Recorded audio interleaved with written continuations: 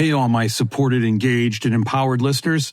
Today, I have something a little different from the normal for you. Chris Jones here with a new episode of Seeing to Lead, but instead of having a guest speaker, this is a recording of me on the Authority Podcast.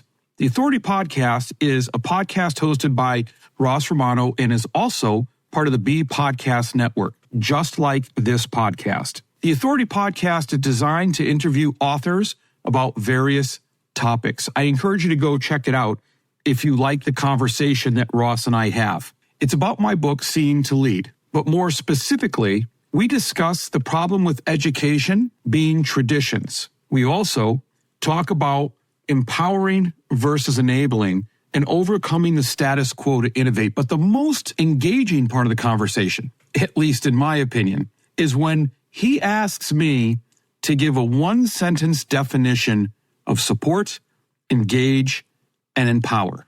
I had a great conversation with Ross. I'm sure you're going to enjoy this.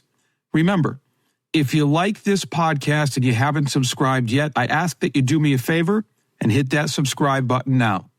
Also, it'd be great if you could give it a rating and review so that other people can hear it just like you.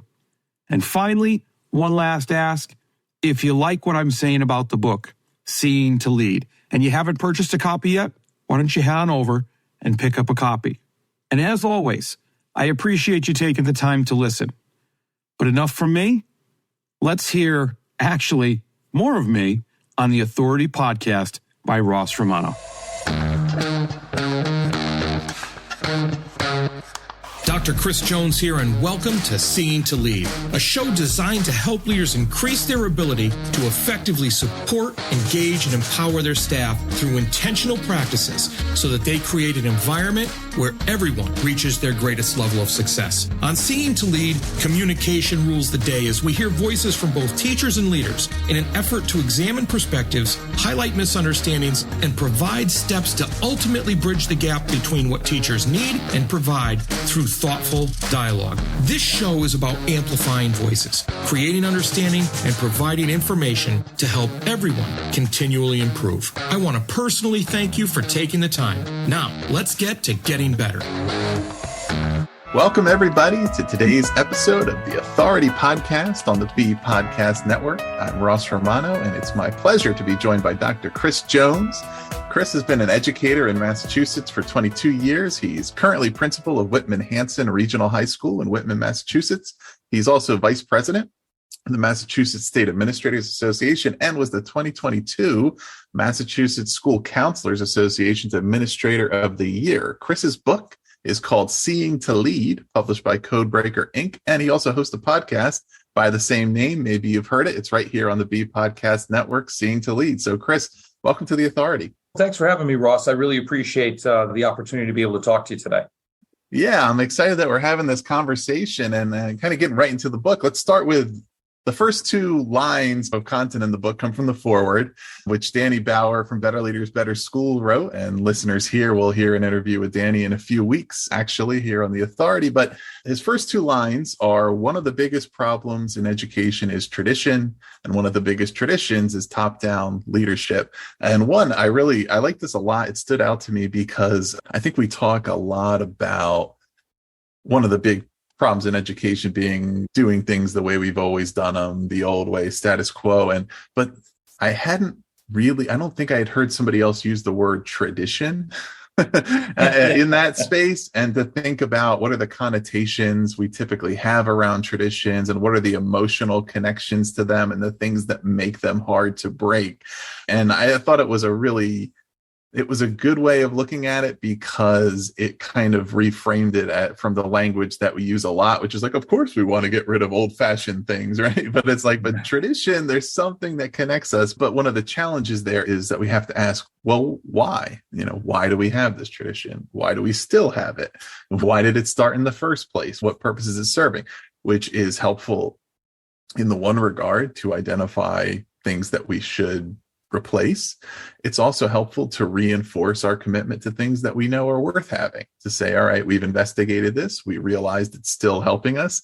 and now we're sticking with it. But what did you find with respect to, as you have been going through your career, right? And then you started out, and of course, I'm sure as new teacher, and then as became a new administrator, you had expectations around a lot of the traditions of what you thought the role would be, right? And then that's kind of what you envisioned. And then as you went into the job and did it for a number of years, you started to realize things you wanted to shift. But what was your process there of investigating and asking why about some of those common practices? Oh man, that is quite the question to start off with. I like the way you really went after the idea of tradition and how you brought up the idea that it's difficult because there are so many emotions tied to it. And, one of the things that we don't necessarily realize when we look at our traditions is how closely they're tied to, and in a lot of instances, form the base of our culture. And so when I got to the position that I'm in, it wasn't like I looked at some things and then slowly decided that I wanted to change. I was lucky enough, and I consider myself to be lucky enough, to have gone into education with the idea of changing education. I think I allude to it in my book a little bit, but I didn't have a great educational experience growing up. And my why for what I do every day is very closely tied to my experience and what has shaped me as an individual personally and as a leader. And that's the idea of making the educational experience better for everyone involved. So I don't think, and I'm trying to stay on your question a little bit because that's got me wanting to talk about so many different things. The idea of how education has always worked, I've always been amazed at the idea that education hasn't really changed through the ages. We've put filters over it. We've held on to things that are dear, and it's always been almost like a gatekeeper type institution that you just need to pay your dues and do these things. And then you're deemed worthy of moving forward. Rather than what we should be looking at is that everybody learns in different ways. Everybody has different life experiences that they bring to the table. And people should teach in that manner and be supported to do that. And students should be able to learn in that manner and be supported to do that. So when you talk about traditional things, and Danny's line there is perfect about top-down leadership, that is definitely a traditional thing, like I've made it and so now I'm the boss. That's directly in contrast to what I believe should be happening if we're going to address all the different pieces of a person's ability to teach, lead, learn. And when people talk about this, a lot of times they like to say distributive leadership. They like to say collaboration, collaborative leadership, and start talking about those models. I like to focus more on the idea of empowerment and empowering people to take charge of their own future, to take charge of their learning, to take charge of how they move about in their space as they interact with others and impact others.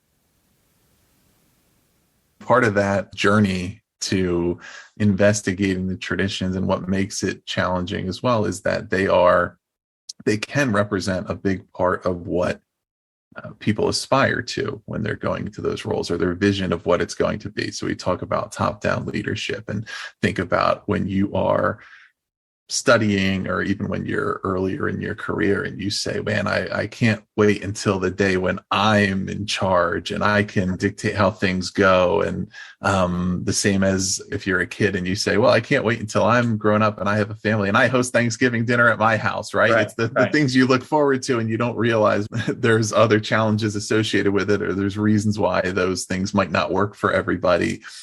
And you have to think about it differently. And that does lead naturally into another word you use, gatekeeper. And so much of what you talk about here is something that's come up, it's been going on for a long time, but over the past several months, I've been having a lot of conversations with educators and authors and teachers and students and all kinds of people about all the various factors around teacher retention and recruitment, and the pipeline of new educators into the profession, right? And the fact that continuing to have things that are keeping this as kind of a gatekeeper institution is directly antagonistic to the objective of we need to increase the pipeline. We need to get more people and keep them in the profession. And you also alluded to how your experience as a student shaped your thinking here. And you wrote about your journey of things that you observed as a student, but you didn't understand them as much until later, but saying that as a student, I didn't really feel that I was supported, engaged, and empowered. And for listeners, this book, Seeing to Lead, the SEE stands for supported, engaged, and empowered. So that's what it's all about. And you realized later that you were able to, identify those words and what they meant. And you realized, well, the reason why I might not have felt that way was because my teachers weren't feeling that they were being supported, engaged, and empowered. So how could they do that for me? And it connects nicely to an episode we had not long ago with the authors of Hacking Deficit Thinking, Byron McClure and Kelsey Reed, who have a chapter at the end of their book called Educators Deserve to Flourish. And a big point of it, and the takeaway I got from it was like, if your educators are flourishing, it would be really difficult for your students to be languishing, right?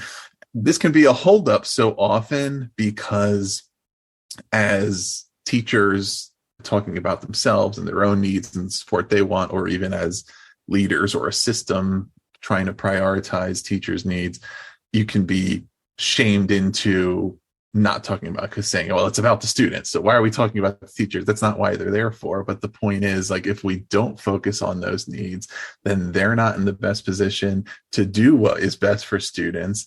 And they either filter out of the profession entirely, which creates other challenges, or those students just aren't being as well served as they can be. So that was your lifelong learning around that, right? And I thought that trajectory was really meaningful. But connect that a little more and talk about, right, you came into the profession with the objective to change. What did you find when you entered the profession? Did you find that it was ready to be changed? What has been your experience as you've worked through your career and you've, worked in different environments where it either was or was not super easy to do what you wanted to do? Yeah, no, when I showed up in education, everybody just threw down the red carpet and said, yes, we want to do everything that you're talking about. Yeah. Now, when I arrived in education, and it's interesting because I did some teaching at a charter school. My first experience was in an alternative high school.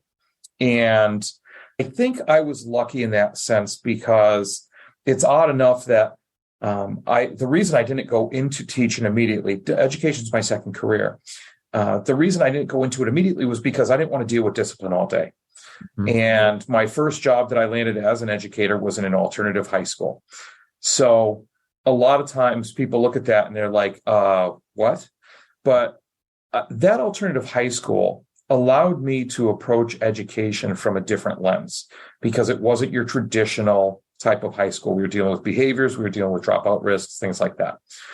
And then when I moved on from there, I moved into a charter school, which gave me a little bit more leeway, but it still then had that traditional structure. So even though you're talking about a charter school that is supposed to be different, supposed to be changing education, in some fashion they do, but they're still beholden to that structure. And so as I moved through teaching, I was able to stay in my own world, so to speak. I could impact those around me, my team teacher for a little while, other individuals that I worked with, like humanities partners and things like that. I could impact them, but I could, for the most part, stay within myself and run my classroom the way I wanted to run my classroom. And if Joe next door didn't want to run their classroom that way, okay, that's fine. That did cause some problems between myself and other educators because the students would then start to ask questions about the other classrooms and why they didn't look like my classroom. And they would ask why my classroom didn't look like others as well. But then when I moved up to administration, I had a fear. I had a fear that I would be moving away from the students. And so then I knew that I had to work to make sure that I stayed in touch with students.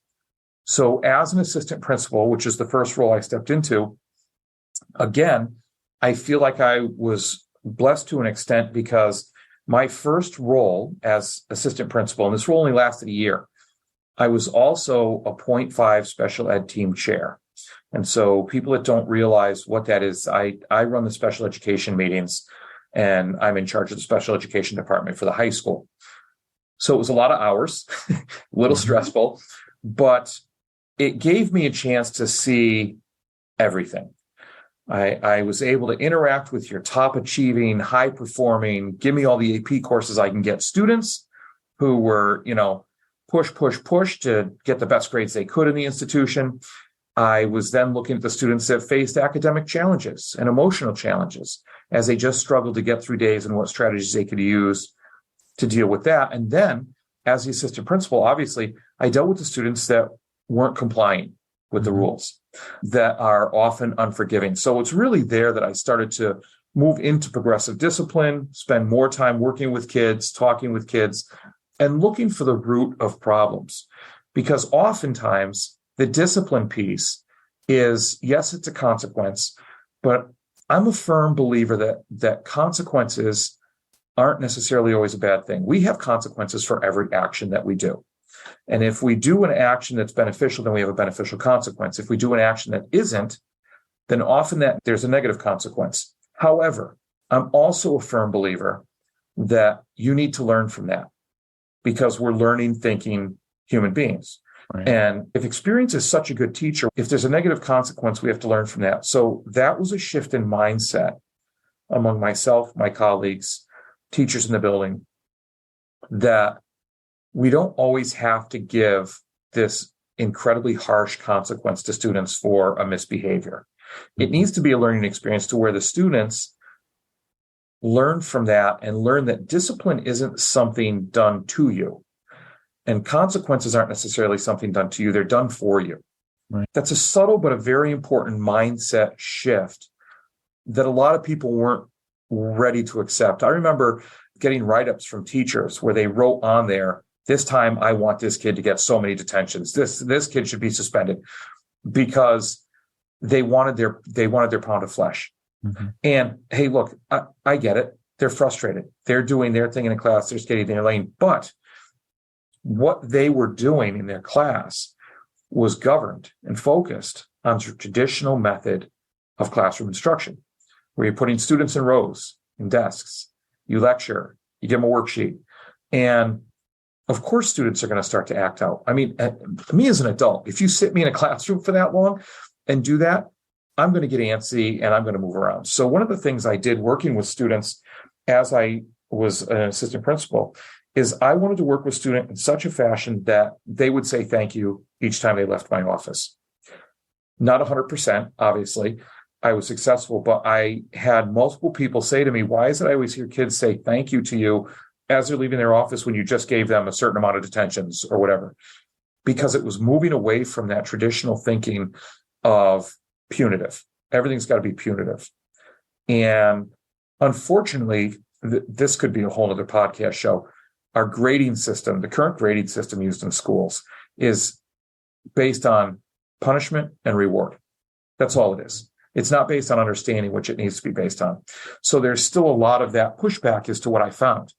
As a principal, I find that traditional piece, but now as a principal in that position, it's not as difficult. I find the people that push back because they like the traditional way, but also due to the fact that I work to support teachers in that transition, I get them engaged in making that transition, and then I empower them to make that step themselves.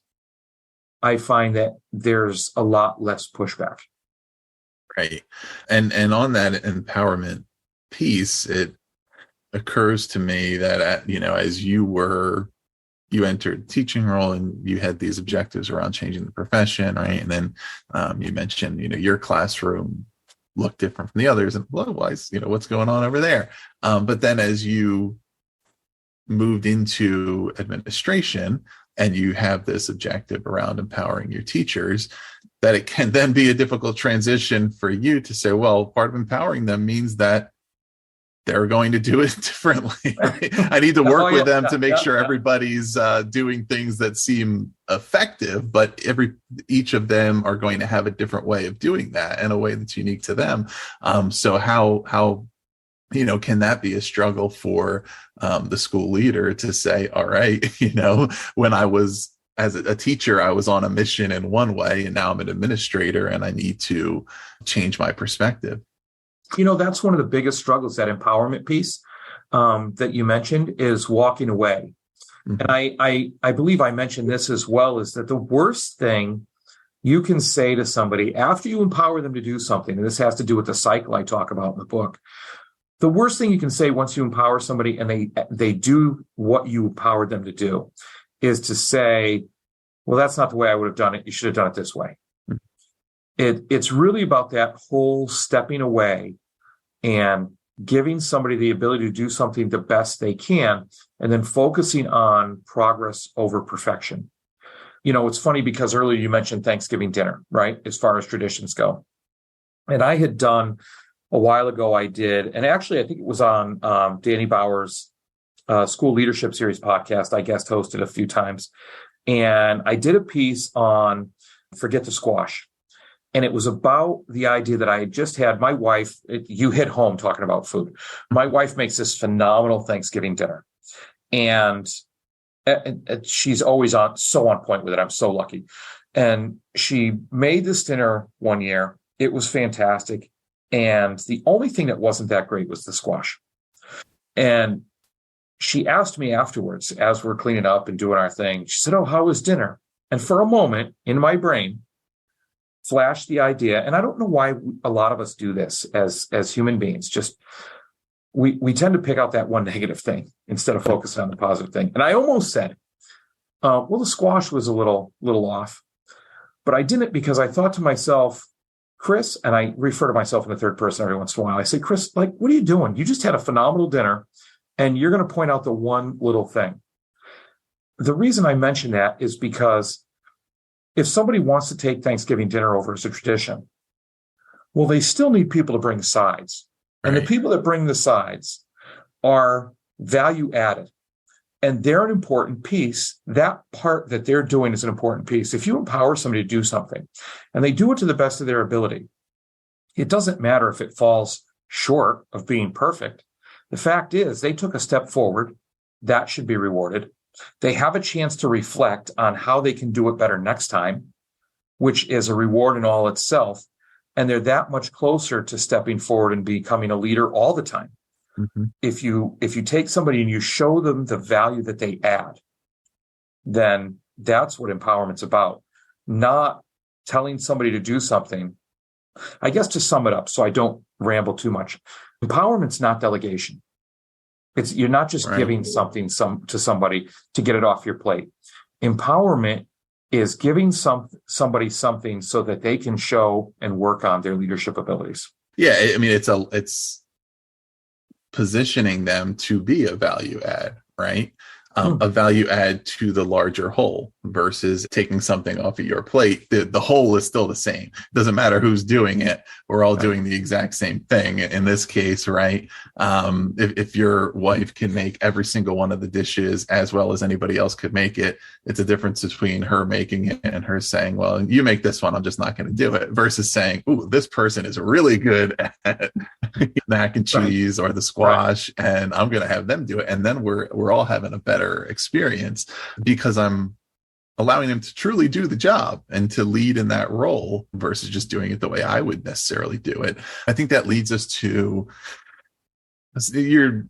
I would call it, your simple definition of how we even become a leader, right? And for listeners, yes, obviously this is super pertinent to principals and, folks in quote unquote leadership roles, but it's to any of us who want to become leaders in our positions and have positive influence over those environments. And, you write, basically, this is a little bit of a rephrasing, but that you don't become a leader and then learn that you need to support others first. You become a leader because you've realized this, right? Because you are prioritizing others' needs. And, you write about these challenge of the leaders, and it's kind of this challenge of feeding our desire for control versus feeding others, feeding their opportunity.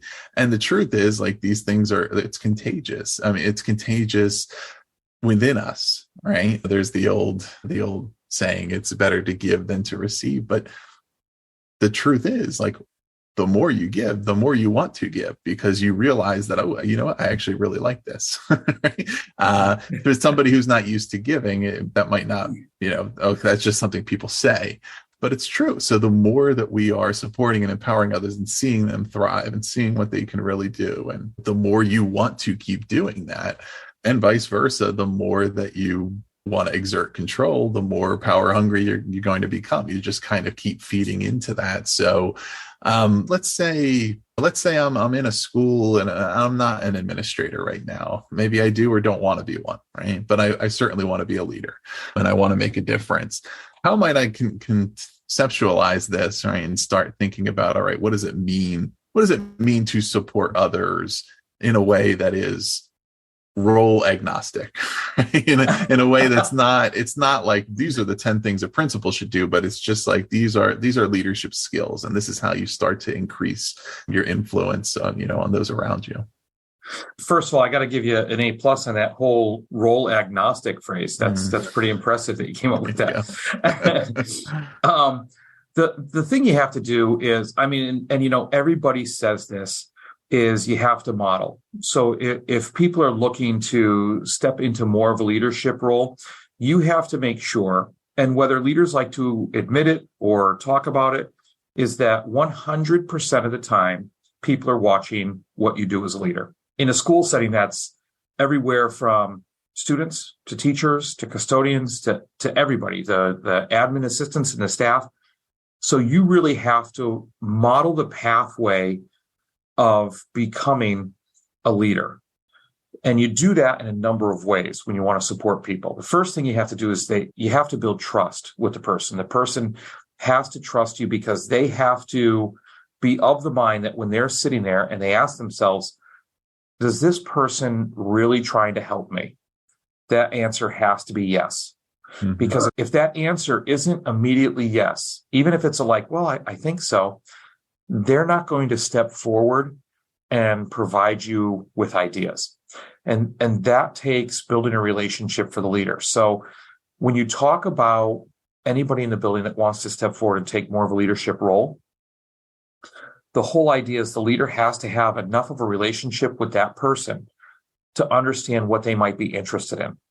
And then it's on the leader to go to the person and say, hey, have you ever thought of, or to come up with some item that individual, because they're interested in that area, you can talk to that individual about, and then get them to step forward and maybe do something that has to do with that item. It's on the leader to make that fit into the larger piece so that person can be value added. And then when they're doing that, because everybody wants to be better. This is based on the premise that, look, nobody shows up to say, hey, I think I want to suck today. Right. Everybody's doing the best they can. So it's also important for the leader to realize the type of role they need to play. Sometimes leaders, they don't want to be too strict, right? Because then they're that top-down control-ish leader. But then so maybe I should be their friend, but it's not about being a friend. So leaders need to realize that even when it comes down to coaching versus mentoring, leaders need to be coaches. Mm-hmm. And the reason for that is because leaders need to help people identify where their shortcomings are and where they want to be, that whole goal setting piece.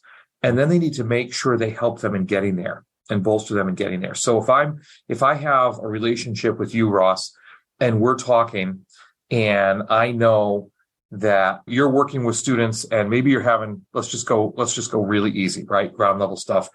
You're having trouble with transitions in your classrooms, which then causes some behavioral issues. So I noticed this, we talk, I know that you're interested in the behaviors of kids and doing fun things in the classroom, but now you're concerned because if you're trying to do these fun, engaging things in the classroom, that the classroom behavior gets off a little bit. I know that you want to get better at that. So I have a talk with you and I say, hey, I know you're interested in this behavior stuff and doing some interesting things. I've heard and I've read or I've seen that people that have run into the same problems because they want to institute some more hands-on engaging activities in the classroom, they've tried these different things. They've tried these strategies. Have you ever thought of looking into that or doing that? And here's this article that I saw, or this short video that I saw in that explains it better than I ever could. Why don't you take a look at this and tell me what you think? So that person wants to make that happen. It's low buy-in. There's low entry level because it's not like I'm grading them, I'm judging them or anything like that. I'm giving you this resource. Then I stop back and say, hey, have you thought about that? You tell me a couple things. And then I say, okay, so that's really cool what you're talking about, Russ. Have you thought about what that would look like in your classroom and maybe trying something like that? Why don't you try that and we'll see where you are. So now I'm showing you where you need to be, and I'm supporting you in making the decision to get there. And during that conversation, sometimes you'll be gung-ho. You'll say, yeah, I'm going to try that. I'll figure it out. Other times you're like, well, what if this happens? Then it's my job as a leader to say, okay, so this seems to be a problem. So how can I support you if that happens or to keep that from happening? Mm-hmm. And then give you some ideas. And then I just build you up like that. As much as we wish it was a magic pill, a wand, something we could just wave and say, you're good, it isn't. And it takes some time. And that's where that trust and relationship really begin to grow. So support, engage, empower. This is this question. It might be the tricky one if you haven't thought about it before. But what's your one sentence definition for each of those three? You know what? That is fantastic. I haven't thought of that before. So you want a one sentence definition of each one, right? Right. Okay. So I would say support is building trust through communication and modeling that helps teachers not only build, but cross a bridge from where they are to where they wish to be. Great. That's my first one. Okay. I'm glad this is recorded because I'm going to go back and listen to this. Yeah. My second one for engagement. My sentence definition for engagement would be getting individuals to take ownership of their personal connection to the overall vision through tangible outcomes and a feeling of belonging. And then we need one for empowerment. So my sentence definition for empowerment is helping people realize the value they add by getting them involved and helping them realize that success comes from focusing on progress over perfection. Yeah, and that empower one, I like kind of where you went with that by the word of involvement, getting them involved and realizing like what their success is going to be and requiring that progress. Because one of the things that might be a challenge is, okay, how do we identify the difference between empower and enable, right? Between truly like, because it doesn't mean it's just a free for all. Okay, everybody do whatever you want to do. But I do want you to have autonomy and true empowerment. But that also means that we have common goals and objectives that we're working toward, and individuals will determine the ways that they're working toward those goals. But they have to be going to the goals, right? Like the goals are a non-negotiable. But that can be a challenge. That's the difference between this being the hardest or the easiest. It's easy to enable because you don't have to do anything. But it's hard to empower. It is difficult to empower. And one of the things, I really like that you said empower versus enable, because it makes me think of the idea of how you give feedback to somebody when they've stepped out and tried something, right? Where I said before you have to step back and things like that. But there's a very specific way to give feedback to somebody that's been empowered or that's trying to reach any goal really. And that's the idea of you depersonalize the negative and you personalize the positive. And I think about when you say empower and enable, when you enable, you depersonalize everything. Just so the behavior goes, and there's no responsibility ever taken. But when you empower, you have that balance between, yes, you don't tell somebody, oh, you really messed that up with no answers or anything like that. But there definitely is a goal that needs to be met, which is why I talked about the whole coaching piece before instead of the mentoring, because you are responsible for an outcome. And It's the job of the leader to get that outcome, but not destroy the relationship, trust, or person in the process. Yeah, and and it also makes me think of, that it allows you to focus on the difference between outcomes and intentions, right? And that, okay, you were clearly doing this for the right reasons and you had the right goal in mind, but it didn't quite work. But we can kind of figure out a different way around it versus saying, look, you shouldn't have been doing this in the first place, because what were you trying to achieve? It sort of reminds me of how in sports, it's the mental mistakes that are most frustrating to coaches. It's not the physical. Every football player is going to miss a tackle from time to time, but you have to know the plays, right? If you're not doing what you're supposed to do, that is avoidable and that shouldn't happen. If there's just a failure of execution, we just work on it, right? And reinforce it, or sometimes just say, look, that one just didn't work. Just try it again. You didn't really do anything wrong, and just everything doesn't always work all the time. But kind of the way you had defined empowerment and thought about it allows to at least be able to tell the difference between that and give feedback that makes a difference, which, going back to engage, relates to, makes me think of the feedback conversation we've had that a lot of times on this show around the challenges and trepidations and, benefits of the feedback. You kind of shared a story about that in the book about an evaluator, you had while you were a teacher who didn't come on the day that she was supposed to come. And when you had a really great engaging lesson plan, and then showed up the next day when you were more assessing the lesson, and then gave you a poor evaluation because it supposedly wasn't engaging, right? And didn't the main takeaway being the person had no interest in understanding the context or where you were coming from or looking at you as a whole.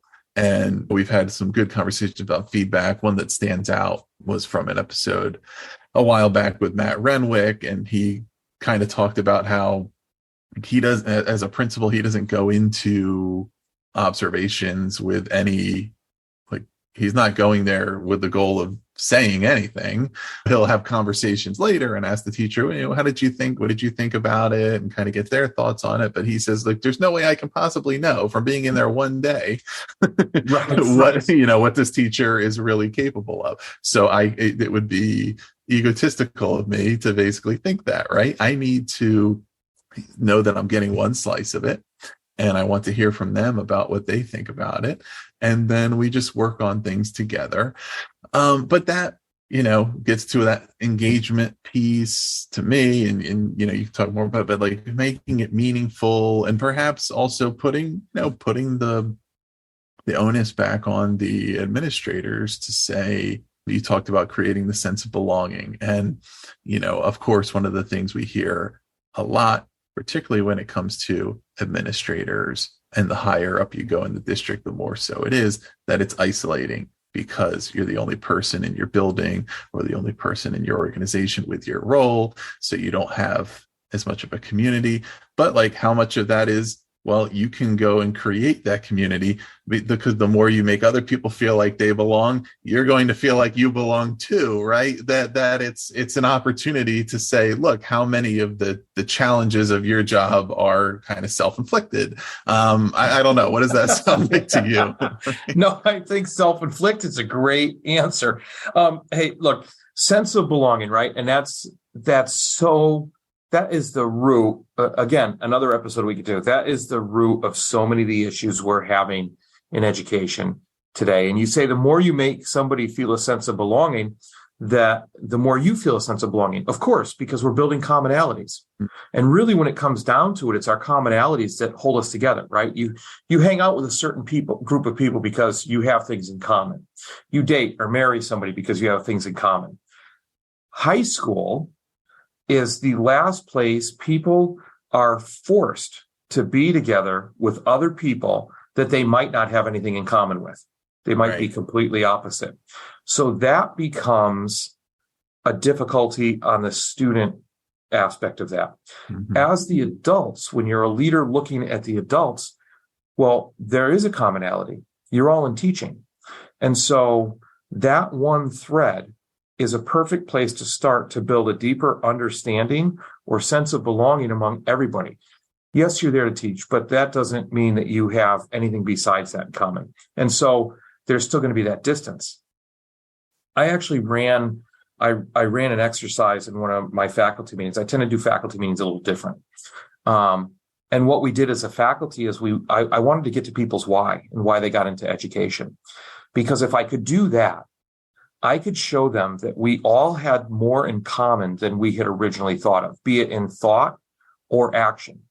And so the whole faculty, I started talking about people's why, and I explained to them my why, the one I mentioned earlier in this episode about making education a better experience for everyone involved by being purposeful, acting with integrity, and building character.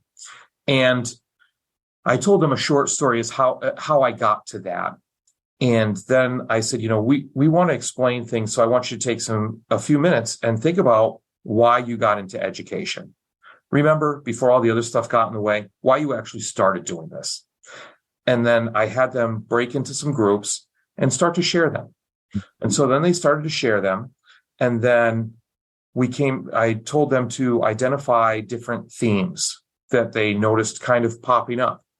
And so then we got back together as a full faculty and we shared those themes. And we said, oh, look, these themes are showing up. And as people are sharing themes from their different larger groups, you could see other people from other groups going, oh, hey, yeah. And some of the themes were there. So those bonds are starting to build a little bigger. And then I said, okay, now what I want you to do is I want you to go into your groups and I want you to pick out just like your top 3 themes that really tie all of these things together. And so they did that. And I had my faculty broken up into 3 larger groups, or actually 4 larger groups, sorry. And then they did that and they identified their top 3, maybe 4 if it was close themes. And then they shared those out. And then we talked about it, and then I made them go back into their groups. And I said, okay, now what I need your whole group to do is take those themes and create a story that highlights what those mean in education. And so these groups of people now who saw that their original whys actually fit into themes with other people's whys and as a whole staff. And then when you really boiled it down, it could really fall under one main theme. And so now they're all connected to this, but then they each created a single story, just a short example, highlighting that all of them on a belief level, on a feeling level, were attached to. And so as we told these stories, the head nods and, oh, yeah. And everybody now felt as if they were part of this group. And so now they're engaged in the overall vision of what we're doing, because I'm not going to sit and build a vision with anybody else that does not incorporate these stories. Right. And so now everybody, whenever we think about what we're doing, why are we talking to that student that way? Why are we teaching this material this way? Why are we having this activity that's, calling us out of classes? Oh, that's why, because that's what we believe in as a group. Yeah. So, Chris, your podcast, Seeing to Lead, is also built around these same themes. And so, listeners, if you've enjoyed this conversation, you'll certainly enjoy that as well. So, before we kind of wrap up here, I wanted to ask you, what are some of the conversations that you've had recently, or you're going to be having upcoming, and some of the things listeners might hear if they check out your show? I've had a couple people on recently. One I have to give a shout out to is Jed Stefanowitz, and he's the author of a couple of different books. His most recent one is Influence to Impact, and it's a really cool project the way he did it. But he talked to a bunch of different leaders, and he writes a little bit about them. And shameless plug, I'm one of the people he talks to. But he then put QR codes in the book to short video interviews. So it's a good read, but it's also a good watch. It's a good listen, and it's full of resources. That's what I like about it. So I spoke to him. That was a really good conversation, because we see a lot of, he's a tech coach. And so we talked a lot about how coaching plays a role and what coaches can do to help people improve. So it was more about improvement. I also spoke to Lindsay Lyons, who is an educational justice coach. And so she talked a lot about the whole belonging piece and equity in education, and how we can work to make everybody feel as though they belong, no matter what gender, race, belief system they have, so that we can make our schools a more inclusive place. I mention her as well, too, because she has all kinds of resources. I mean, she comes out and does coaching and so forth. But and then those are probably some of the big ones that sat out. I also spoke to Eric Youngman and had a good conversation where we mentioned Chat GPT. Mm-hmm. I know that's an ever-growing topic that we're kind of struggling with a little bit in our schools. And when I'm talking about resources, I'll give you one more. I could go on forever. I have such great conversations. Brian Carpenter, he's up in Canada, and he does this thing called Fresh Air at 5. And that's a podcast. But what he does is he walks every morning and just holds his phone up in front of him and records his reflections on different podcasts he's listening to. And then at the end of the week, he just puts them all together, and that's his podcast. So if you want resources, he talks about 3, maybe 4 different podcasts in his podcast at the end of the week that he stitched together each day. Excellent. Well, speaking of podcasts, we've also I talked a lot about belonging today, so I might as well bring up, we also have another show on the network called Tell Me This, and that show is all about belonging. So listeners, if you're enjoying these conversations, certainly check out Seeing to Lead, and we'll put the link below. Check out Tell Me This, and we'll put the link to that below as well. And there's a lot of interconnection between these themes and things you really may find interesting. So do check those out. Check out the link below to the book, Seeing to Lead, and Chris's website, social media. Also, please subscribe to The Authority for more interviews like this, and visit bpodcast.network to learn about our entire network of shows. Chris, thanks for coming on. Ross, thank you. I appreciate you having me on. Well, that's a wrap, but not the end. Next step, be sure to take action on something you heard here today. Hey, thanks for listening to the Seeing to Lead podcast. If you would like to connect for any reason, email me at drchrissj@gmail.com or catch me on Twitter at Dr. C.S. Jones. If you've gotten any value from the Seeing to Lead podcast today, you can help me and other leaders create a world-class environment through a teacher-centric approach by subscribing to the show, leaving an honest rating and review, and sharing this episode on social media with your most valuable takeaway. Also, one last thing. Have you had a chance to pick up my latest 5-star rated book yet? Grab your copy of Seeing to Lead anywhere you buy books or at seeingtolead.com. That's seeingtolead.com, where you can learn more and continue to improve. Now go have a successful week.